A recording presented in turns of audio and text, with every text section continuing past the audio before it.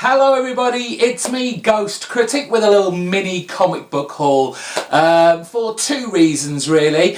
One, it's been our Easter bank holiday weekend here in the UK, and so there's been kind of like lots of day trips out, and despite the fact we didn't find many comic book shops, we eventually saw, I just thought I'd go in there on the off chance. There was a small charity shop we have over here called Oxfam, and right in the corner there were loads of comics. They were all a bit strangely priced, as Oxfam do. I don't know where they get their pricing from, but they are obviously still reduced from the full cover price. And I managed to get a nice sizable stack of comics to read over the Easter bank holiday, and they roughly kind of came out about £1 each.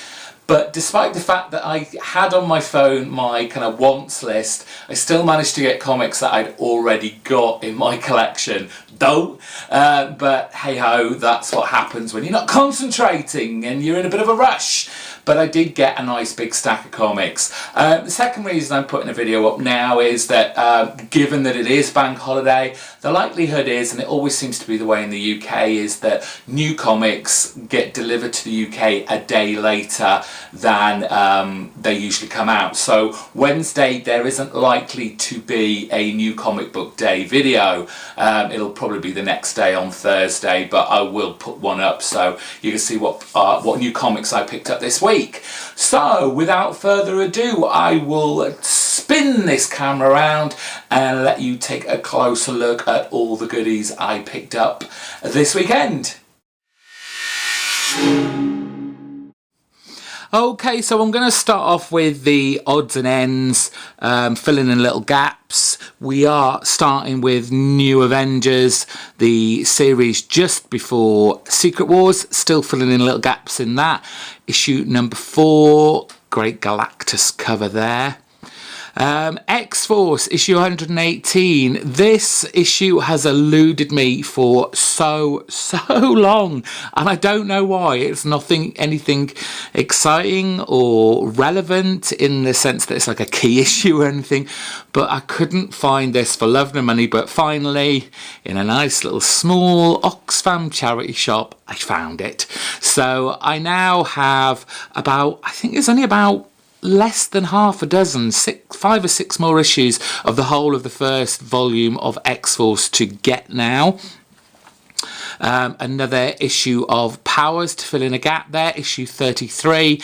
These were some great issues towards the end of Bendis and Oeming's first volume series, where they kind of looked at the history of our main character here, Walker. Just some great homages to kind of different types of comic book genres, but great. I thought I'd finish the whole of the Outsiders run. After doing a little bit of kind of inventory of my comic book collection, I found that I had still one to get, and this was it. So finally, I can quite categorically say Outsiders issue 31 finishes that run off. I love the kind of teen books, especially when they're to do with the teens, the younger characters kind of finding their kind of place within the DC universe and like with their peers. So that was really good to find. A random issue of X-Men I still needed, issue 38, a Gambit centric story there. Gambit is one of my favourite X-Men characters.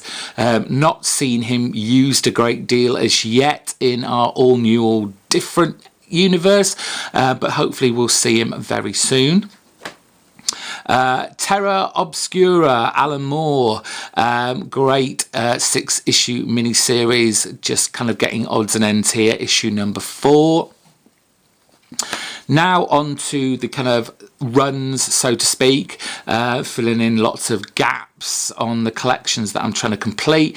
Shade the Changing Man, Vertigo title back in the 90s, early 80s. This is issue 47. Milligan Bocello creative team here. It's just completely whacked out storyline. It's crazy, surreal, psychedelic. Issue number 50, just a great series that just kind of like spins your head a little. Issue 52, this was the second issue not drawn by Bocello. Bocello's last one was issue 50. He left the series and Sean Phillips came onto it. Very different art style than your usual Sean Phillips, but great nonetheless. And then issue number 62. So gradually breaking down that run. On to Conan. I'm suddenly in this phase of getting Conan, and the stories are so good, especially this initial run with Kurt Busiek writing. It's so good and so kind of true to Robert E. Howard's original pieces of literature of Conan. Just a great series. This is number 8, Born on the Battlefield. Issue number 9.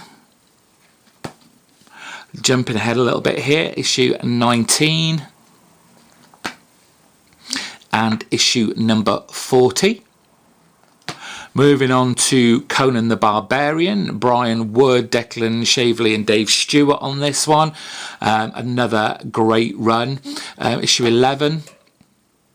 Issue 20. There's just some great Conan covers on all these. They're just fantastic painted works. Issue number 21. And then on to another series of Conan. This time written by Thomas with artwork by Hawthorne and colours by Lucas. Just another great series, Road of Kings. Number 8. Number 9. Number 10. And then on to the final run, Fantastic Four. I saw quite a lot of Fantastic Four in this charity shop from all different kind of volumes and series.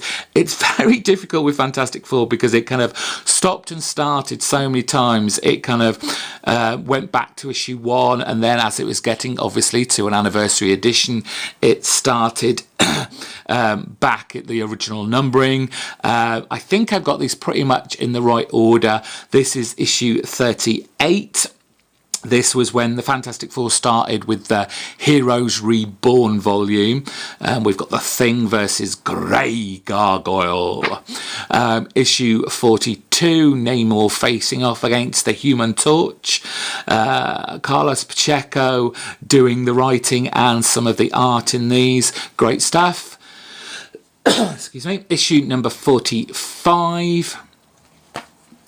Issue number 46. I don't know if you can see very closely, but it's also got the original numbering on here, 475. So clearly it's coming up to a Fantastic Four milestone. So you kind of know when they start putting the other issue numbers on there that they're going to eventually revert back to the original numbering, just so they can get that anniversary issue in. Issue number 52. 55, 57 and 59. We jump back to the original numbering. We're on to 564 now.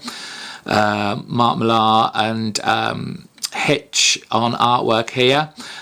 Great stories as always in Fantastic Four. It's just such a great series, and I'm glad that this was one of the first collections that I decided to try and complete. No doubt it will never happen because I'm not going to afford those first maybe 20 or so issues, but you know, I'll give it my damnedest. 5, 6, 7, again some great Doom stories in here. 5, 6, 8. 5, 6, 9.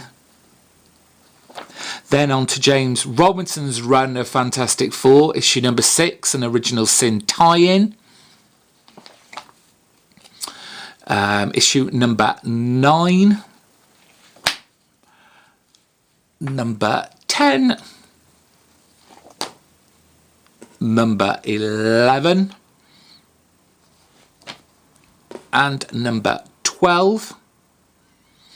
And also find the Matt Fraction run of FF, which is when the Fantastic Four went off into space and a new team was created headed by Ant-Man. Issue number 6 and issue number 13. And that was my small little haul from the Easter Bank holiday weekend. Hope you enjoyed that. Thank you for watching. Bye bye.